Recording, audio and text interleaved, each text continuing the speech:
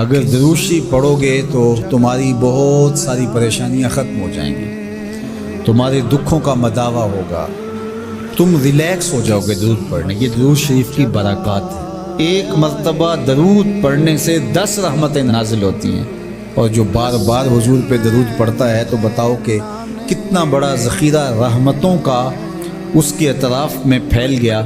تو اس لیے کثرت کے ساتھ درود پڑھنا چاہیے۔ حضور علیہ السلام نے یہ بھی ارشاد فرمایا کہ جو میرے اوپر درود پڑھتا ہے میرے اوپر لازم ہے کہ میں اس کی شفاعت کروں گا۔ شفاعت رسول کے حصول کا ذریعہ درود بنتا ہے، چونکہ ہمارا آسرا ہی حضور کی شفاعت ہے۔ وہ دامن شفاعت کھولیں گے تو ہم گناہ گاروں کا کام بنے گا، اور وہ نصیب کیسے ہوگی حضور علیہ السلام کی شفاعت؟ کثرت درود سے۔ یہ بھی ارشاد فرمایا آقا کریم نے، قیامت کے دن میرے سب سے زیادہ قریب وہ ہوگا جو کثرت کے ساتھ میرے اوپر درود پڑھنے والا۔ اللہ